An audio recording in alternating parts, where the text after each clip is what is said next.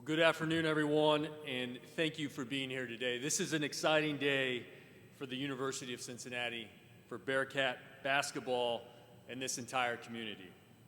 Before we get started, I do want to take a moment just to recognize and thank a few people.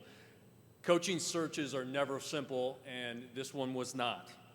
They require diligence, alignment, and clear vision for the future.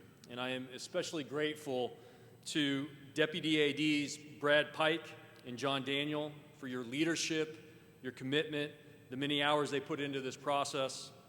I want to thank Lori Ross and Lauren Compton for their legal assistance throughout this process.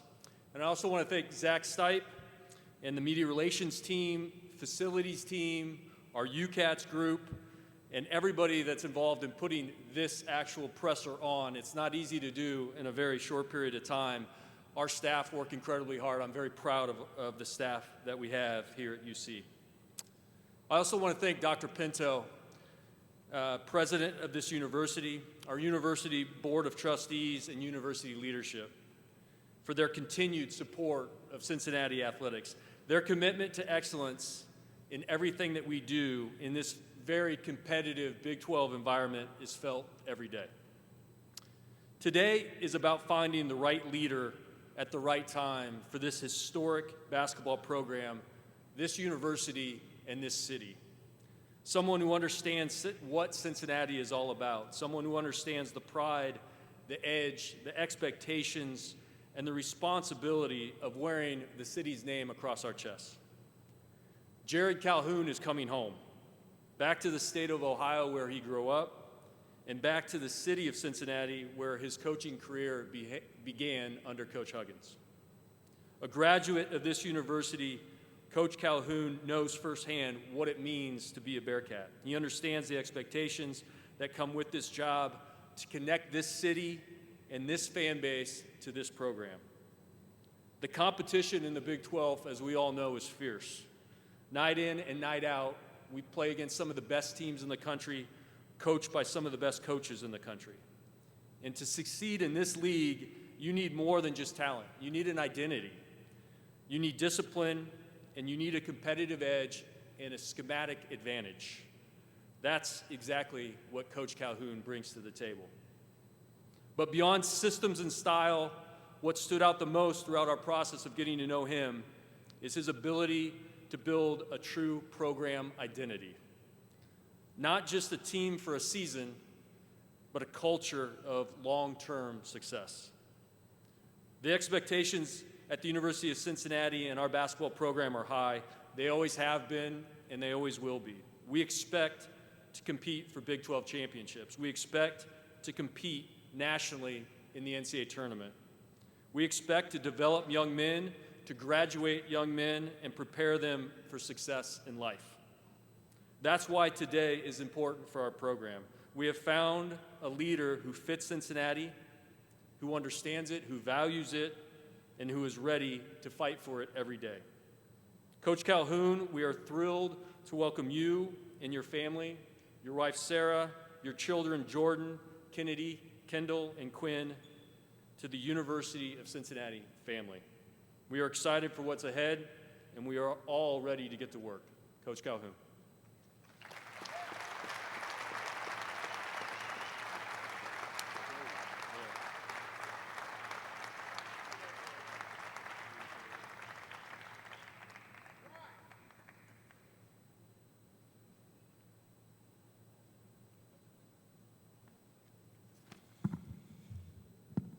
Thank you so much, John.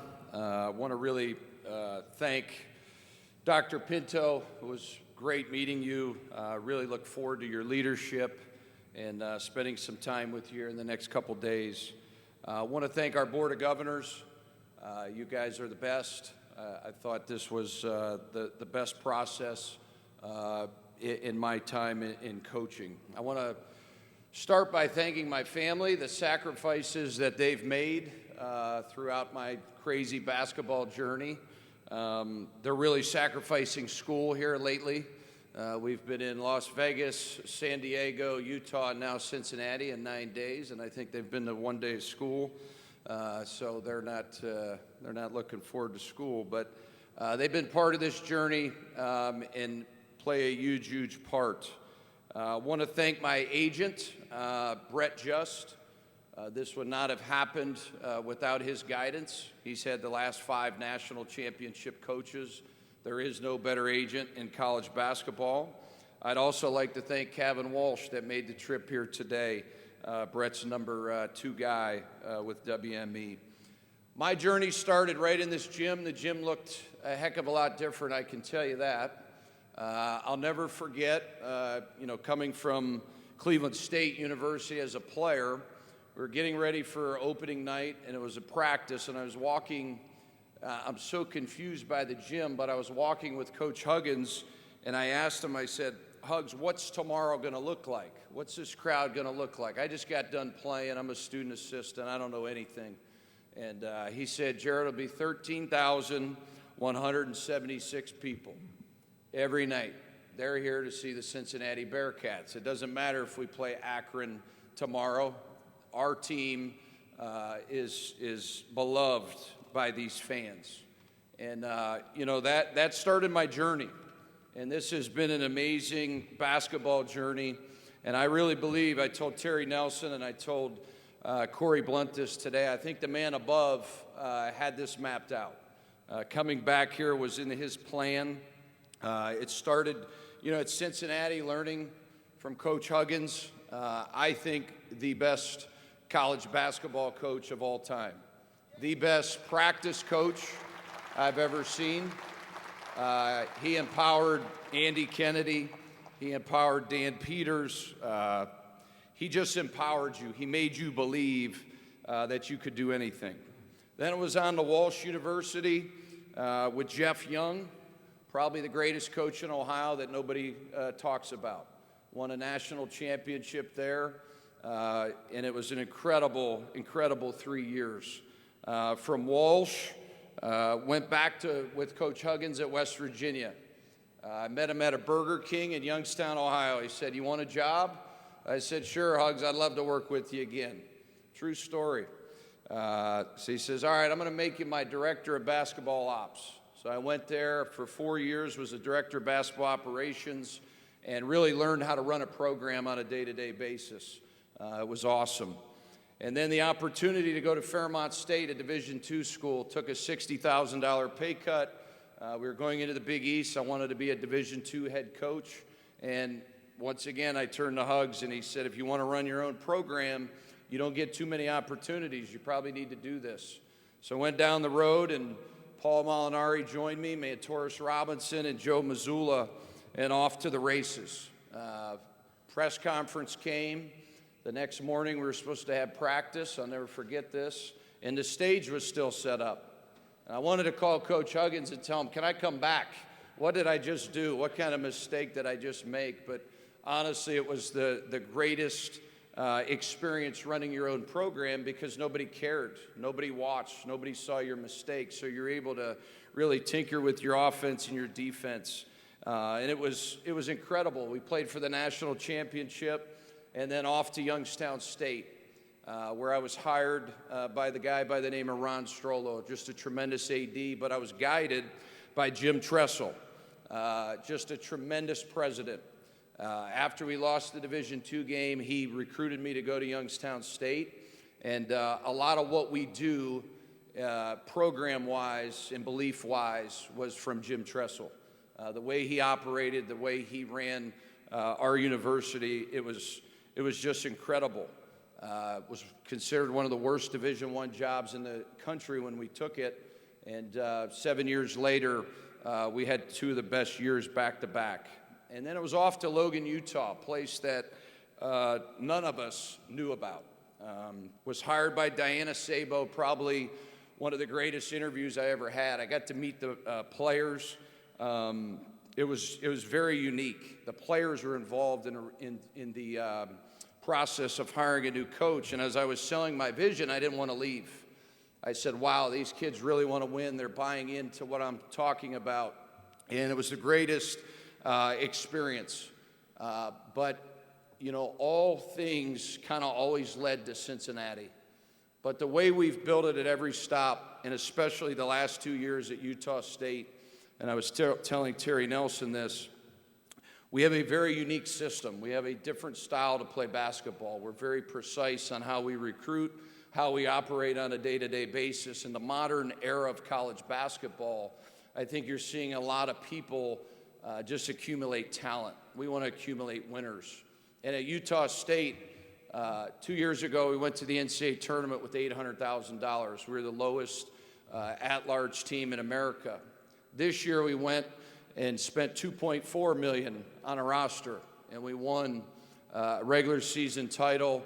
We won a tournament title. We won a first-round NCAA game, and we took Arizona to the final 4 or 5 minutes. Not here to say we don't need money by any means. Okay, we need a lot of it, and that's for sure. But I think what it shows you is our ability to evaluate the right people. You have to have the right people. The University of Cincinnati deserves a winner in men's basketball. This city deserves to be rocking and rolling again. People need to fear us in the state of Ohio. It's the best basketball job in the state of Ohio, and I think it truly is. So why did I take Cincinnati? It's been a crazy 2 weeks, and that's why I credit Kevin and Brett helping me navigate this. Big part was John Cunningham. Big part was Brad Pike. Their vision, their energy, everything aligned with our family and wanting to get back to the great state of Ohio and put Cincinnati back on the map. But we had other options, there's no doubt about it. But I just kept thinking of Fifth Third Arena, the student section, the fans, all the friendships, and being so close to home. But John really, really sold it to me. And there was one other guy. He's out in Los Angeles. He's become a very big mentor of mine over the last couple years. He and I have really, really connected on a lot of things. Mick Cronin. Mick Cronin was tremendous. Seems like he's related to everybody in town, kind of like Hugs in West Virginia. These guys, no wonder they dominated so much. Just Mick's vision and Mick's desire to get this program back, and you're the right guy at the right time. Your style will work there, was tremendous. I really look forward to seeing all the former players. I grew up idolizing Mel Levitt, Steve Logan, Ruben Patterson. Those are my guys from Cleveland, right? That means a lot to me. Eric Martin, Nick Van Exel, Kenyon Martin, Danny Fortson, Terry Nelson, the list goes on and on. Everybody in here, we all idolize these guys. They're going to play a big part of this. John Meeker, how can I forget Ace seeing there? One of the most popular Bearcats of all time, I could tell you that. We are going to develop a mentorship program. Our former players will be part of this. We will have a character class. Our players will understand what it means to put the Bearcat uniform on. That I can tell you. Because none of us are here without these players. And you see all these guys, and it's kind of very surreal to be up here today. I'll be honest with you. I'm very humbled, honored that Keyshawn and the guys are here. Had a great meeting with him last night. Look forward to growing with these current guys. And, in about a week, it's going to be portal season. So you guys are going to hear a lot of the rumors and a lot of different things about our team. But one thing is going to be certain. When they put the Bearcat uniform on, they're going to make this city proud. They're going to reflect you guys, the fans. And we need to do this together. It's much bigger than a coach, one player. We all need to be moving in the right direction. So I look forward to meeting every one of you guys and women out here. Thank you for coming. We don't take this opportunity lightly. I told John and Brad that, and let's get to work.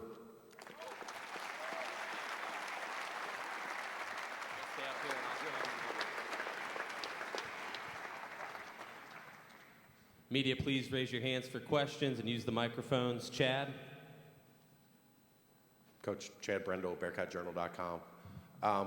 When you get to play a Big 12 team in the tournament, How much did you look at that Arizona game, or can you look back at it now and understand what the league's about, what the conference takes, and the challenges ahead?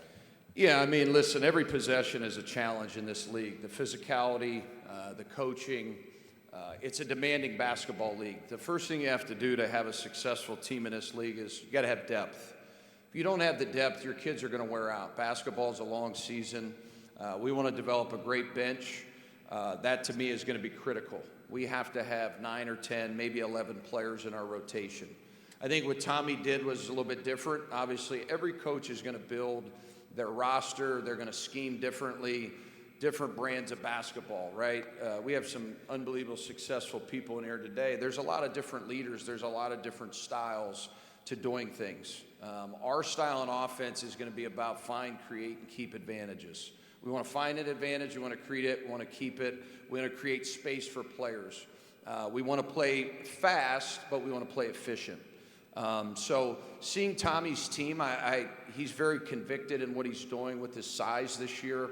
I was really impressed with his front line. But every coach is going to coach a little bit different. You know, I think you have to figure out what makes you tick and what works for you. And we've had one of the best offenses in the country for a number of years.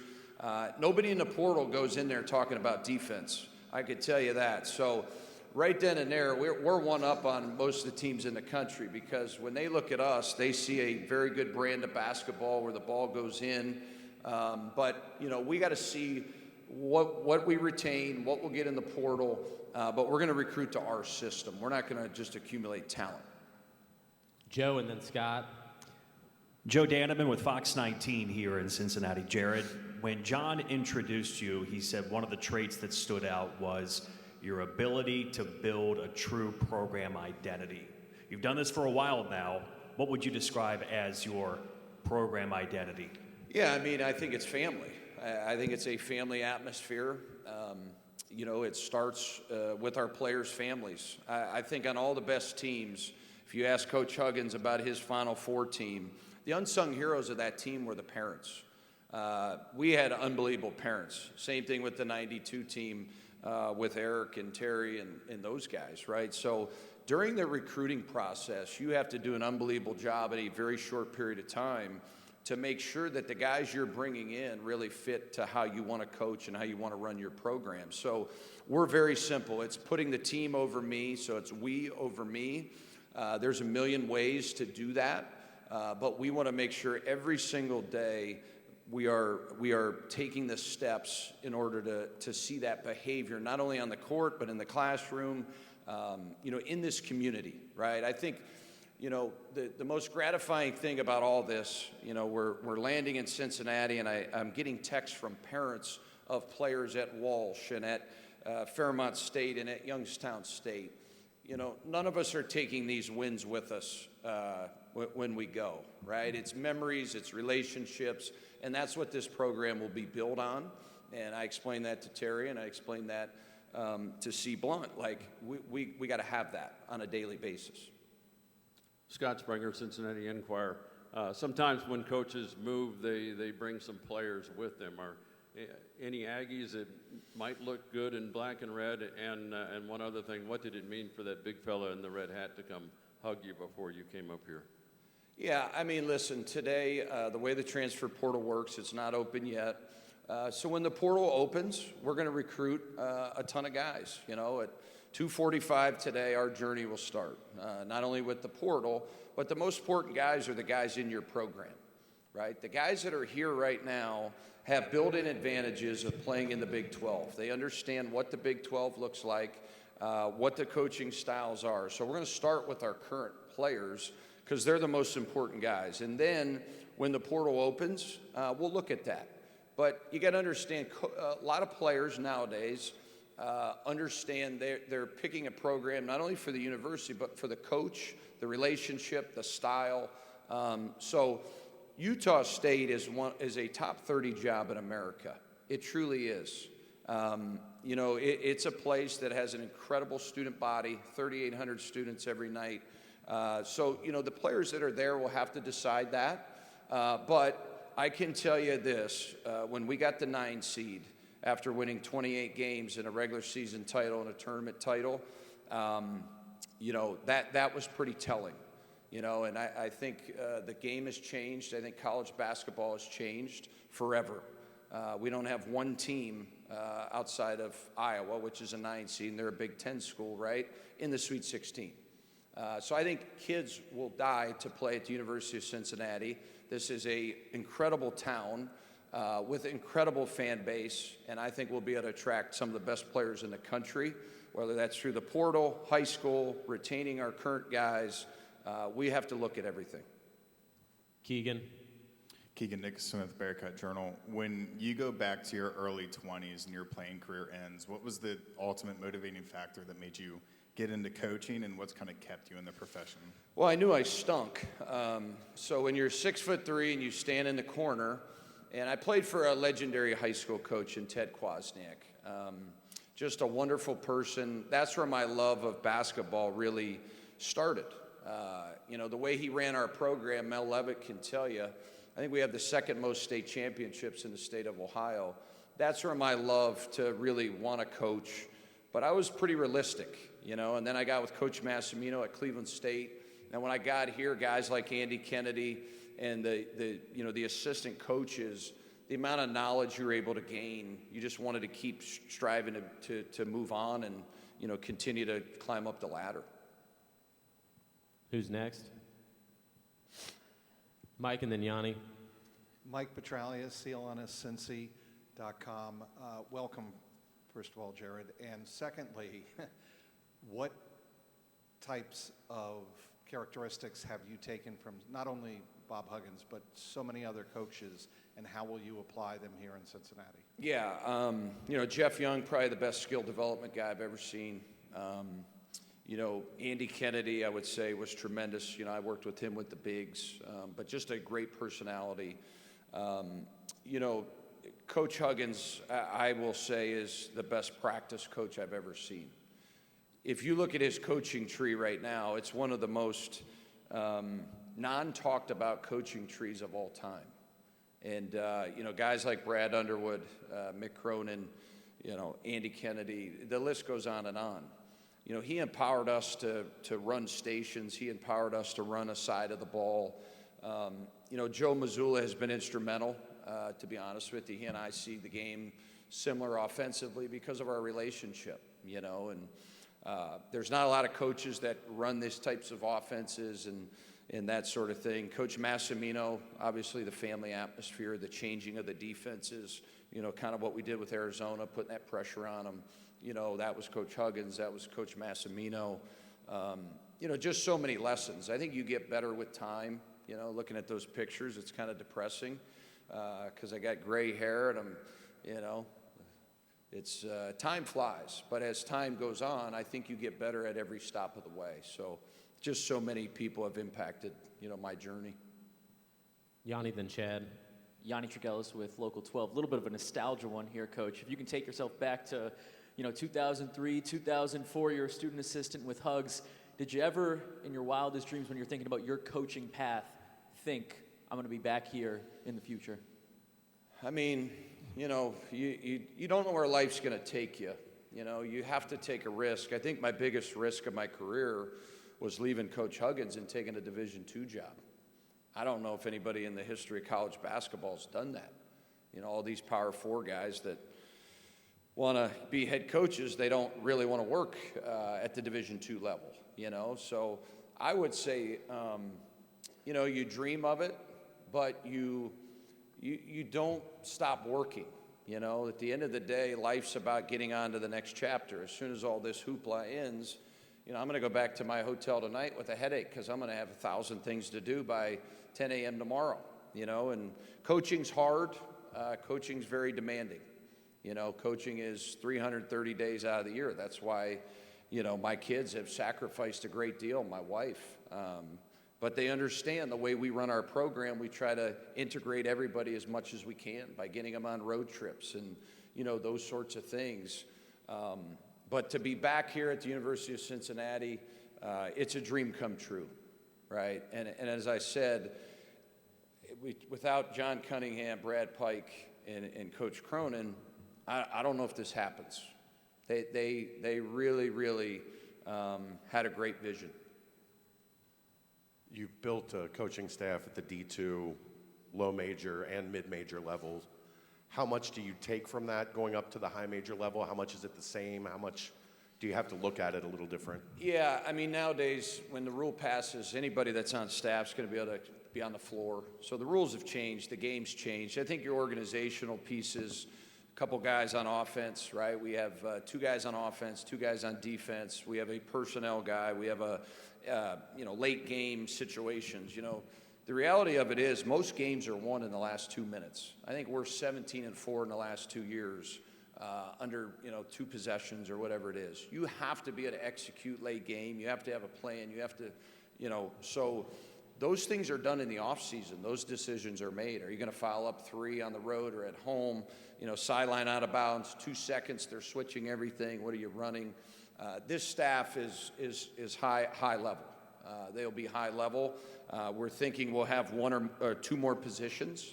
Have talked to a few people. Have about 1,000 text messages that everybody has a player and everybody can deliver this and that. I'm really big on relationships and trusting the people that have been around me and grooming young people up.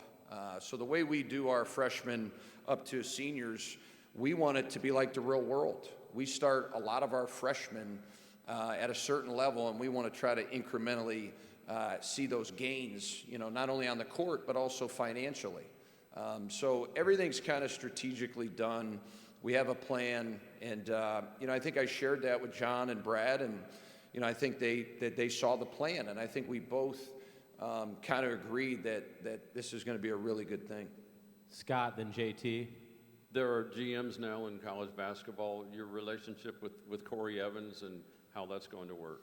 Yeah, so, I remember Corey when he was just, getting into scouting and starting off, and I was at Fairmont State, and me and Joe Mazzulla would see him on the road. And, Corey is a prime example of these young guys and like myself getting in the business and understanding the sky's the limit, right? If you put your head down, you work, you get better, you try to grow. College basketball's changed. And I think you need a general manager. I think you need somebody outside the coaching staff that can go negotiate those contracts. I think the general manager and the coach have to be on the same page. If you look at the Boston Celtics, the alignment with Brad Stevens and Joe Mazzulla, you wonder why they're right back in the hunt, right? So the relationship has to be not one way. I'm not a yes guy. I like confrontation every once in a while in a coaching meeting. But we have to be very aligned on the style of play we're going to play, and more importantly, the character of the player. We're not going to compromise talent over character. That ain't going to work. I can tell you that. And, if we can get to the NCAA tournament back-to-back years, doing it the way we are with the resources we had, now you add bigger resources, you get good evaluations, you implement the plan. We should not be just wanting to get in the NCAA tournament. We should be wanting to advance week by week and get back to a Final Four. JT.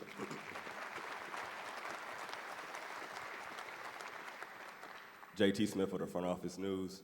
You've been gone for over 20 years. How impressed are you with the upgrade to the state, to the arena, to the campus, to the facilities, and what kind of advantage do you feel that will give you while you're trying to recruit? Well, I can tell you this, after talking to Dr. Pinto, I know our enrollment was way different than when I went to school. I'm amazed. I didn't know where I was at last night half the time. I said to Brad and the people we were dealing with, I don't know where we're at. These buildings are all so new. It's so different. Everything has just changed, and it's a test to leadership. It's a test to Dr. Pinto, hearing his story, how much he loves this university and how long he's been here, and the dedication, and all of our loyal supporters. It really takes everybody to make something special. So I'm looking forward to taking a tour later this afternoon, seeing kind of, more, because this facility, I can tell you, we've played in almost every arena in America over the years. this arena is one of the, if not the best arena I've ever seen. I think it has an NBA feel with a college feel, the locker room, the lounge room. It's incredible. I mean, that locker room and the lounge room is top notch. The weight room is unbelievable. I mean, that weight room, the size, the ability to, just for men's basketball, so Cincinnati has invested and it's time for our donors to be rewarded. And I take that very serious. Ryan.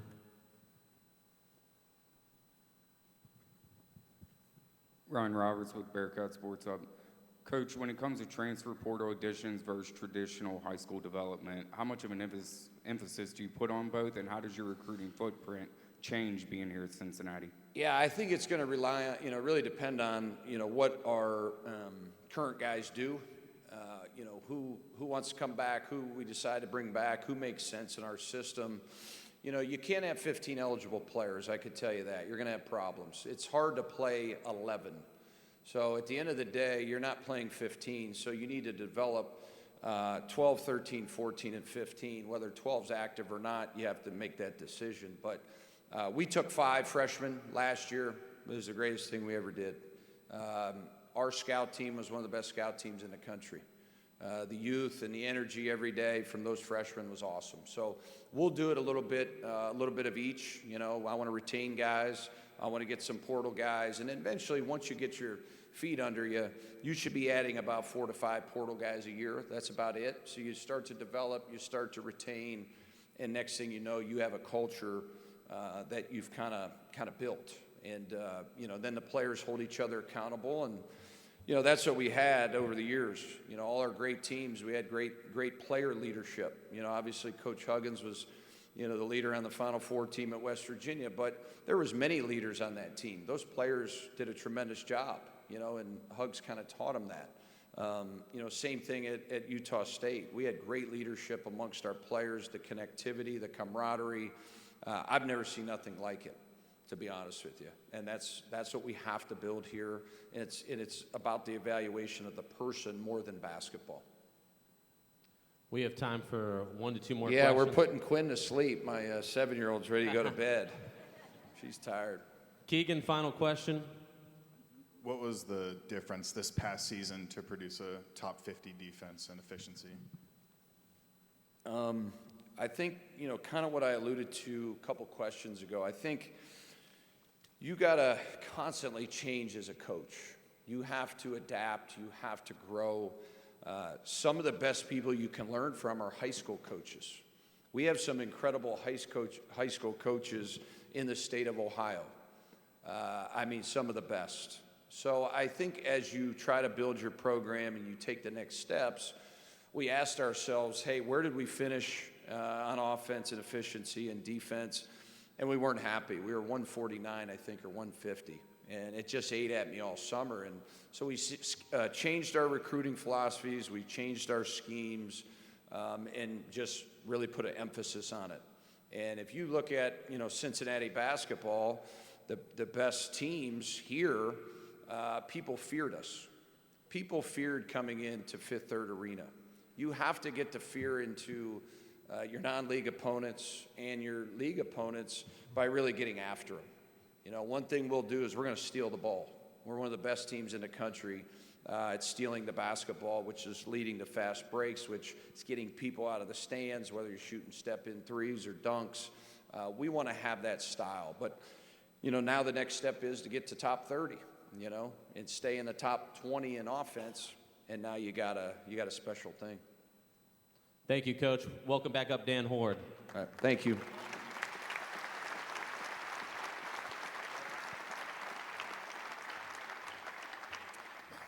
All right, for folks who are watching today on the live stream is going to continue. Terry Nelson and Chase Youts will continue the conversation about what today's news means for University of Cincinnati basketball going forward.